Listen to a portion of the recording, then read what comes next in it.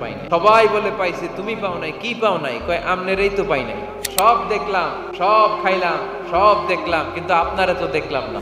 আল্লাহ তাআলা তখন বিশাল জান্নাতের এই কনফারেন্স রুমে সবাইকে বসিয়ে আল্লাহর দিদার মানুষকে দেখাবেন। আল্লাহ তাআলা তার গোপন সৌন্দর্যকে সেদিন জান্নাতীদের সামনে প্রকাশ করে দিবেন।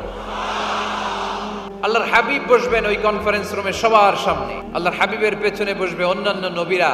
ওই জান্নাতের কনফারেন্স রুমে আমরাও যেন বসার জায়গায় পাই, আল্লাহ তুমি তৌফিক দিয়ে দিও। আল্লাহ তাআলা অনেকগুলো নূরের পর্দার পেছন থেকে নূরের ঝলকানি মারবেন। আল্লাহ তাআলা সৌন্দর্যের বা নূরের ঝলকানির এক আলোকচ্ছটা জান্নাতীদের সামনে তুলে ধরবেন এক মুহূর্তের জন্য। কয় মুহূর্ত? আলোকচ্ছটা দিয়েই আবার নাই, আবার সরায় ফেলবেন।